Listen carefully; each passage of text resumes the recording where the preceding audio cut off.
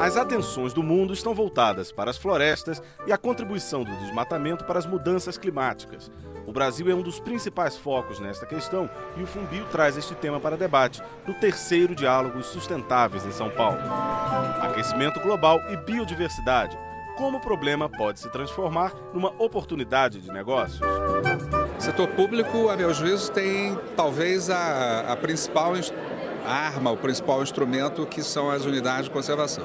Eu acho que do ponto de vista da natureza, do ponto de vista de conservação, são importantes e acho que elas poderiam perfeitamente nos ajudar a gerar os recursos que faltam para a expansão das áreas, né?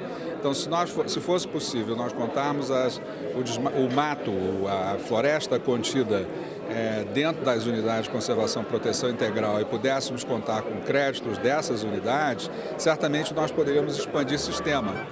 A participação do setor privado na redução do desmatamento é considerada uma das prioridades e a floresta deve ser vista como uma fonte de serviços ambientais para a sociedade.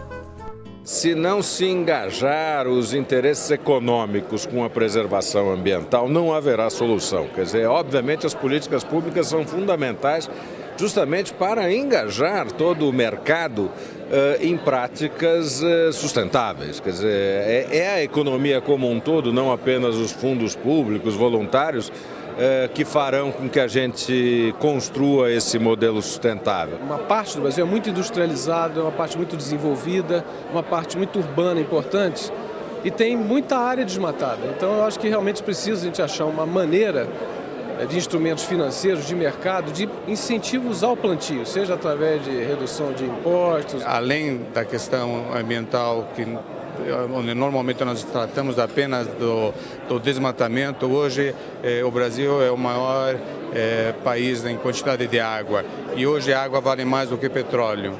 Se não vale ainda, com certeza nós temos um bem maior. Então eu acho que as discussões elas têm que tomar talvez um rumo diferente e de maior profundidade.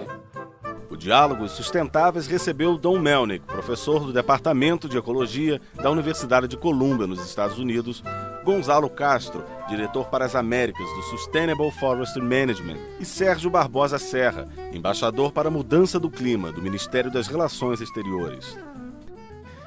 You know, in 1972 was the first UN conference on the environment. It was held in Stockholm.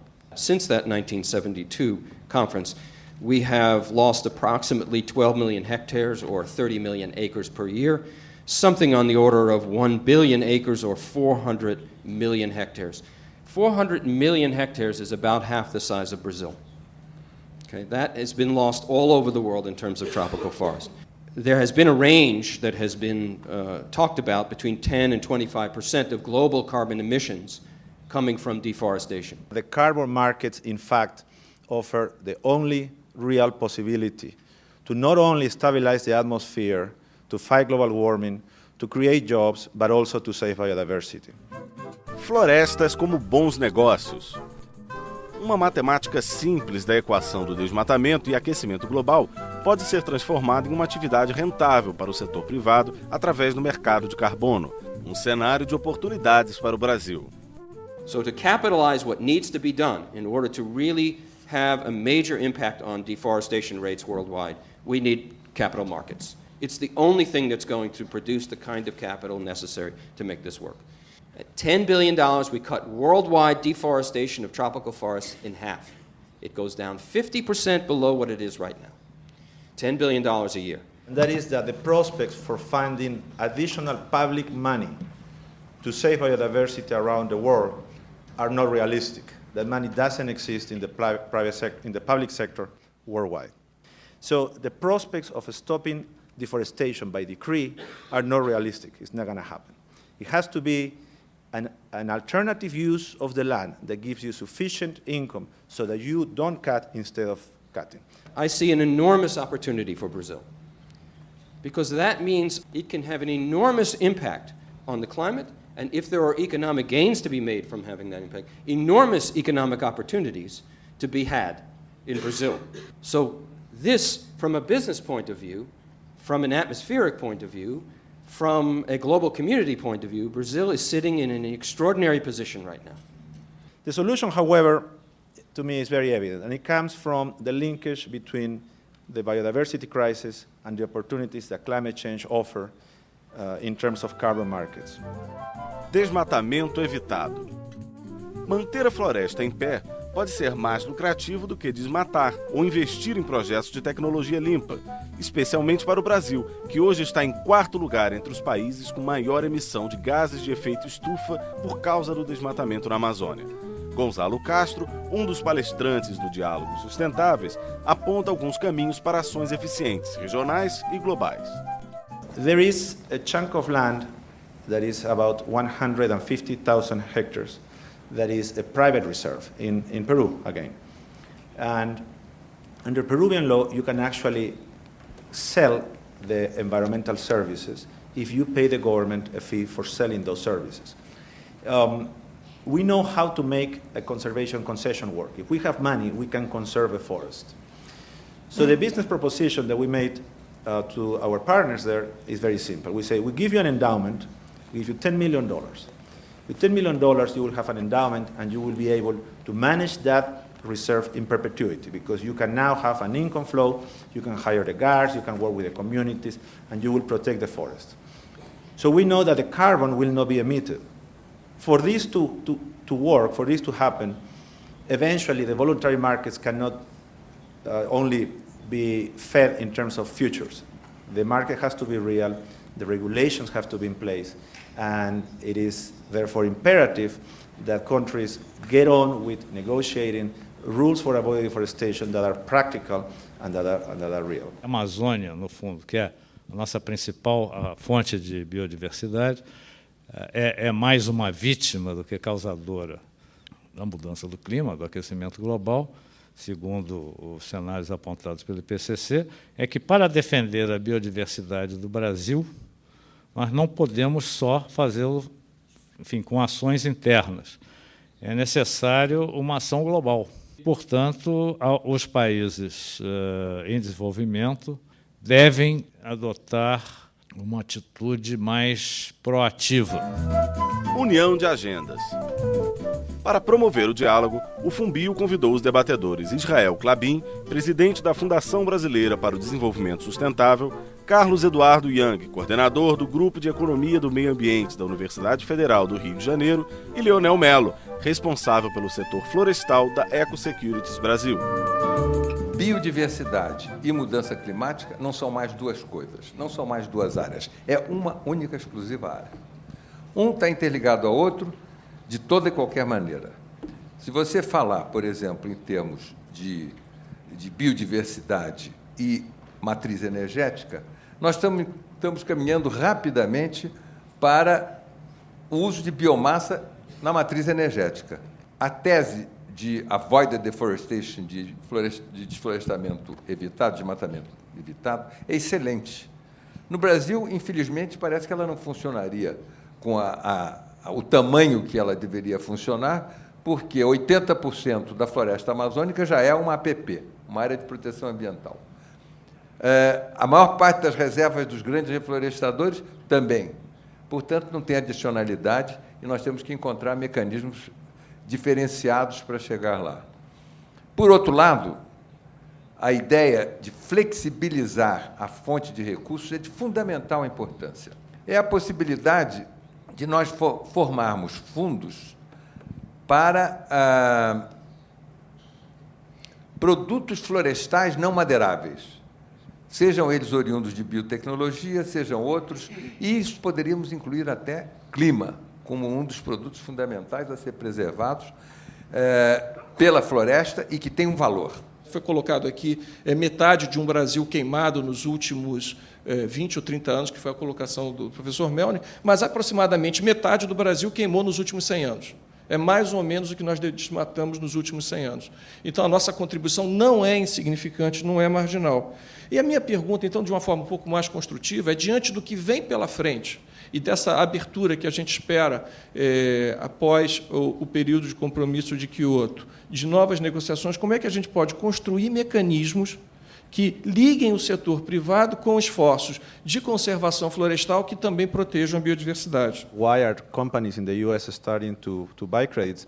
The reason is they are scared to death. And they are scared because they know they will be regulated. They know they have to comply sooner or later, whether it's at the state level or the federal level. And without a working market for offsets, the prices they will have to pay are very high. They could have to pay $30, $35 a ton.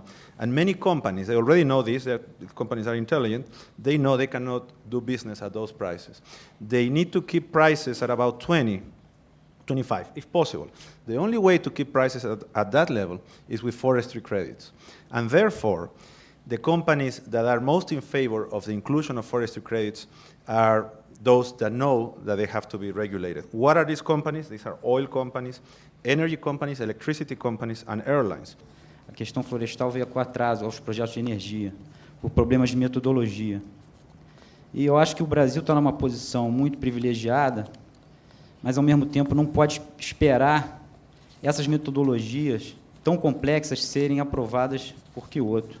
As metodologias de Kyoto, apesar de elas serem complexas, elas têm credibilidade. Elas têm liquidez no mercado europeu, no mercado japonês.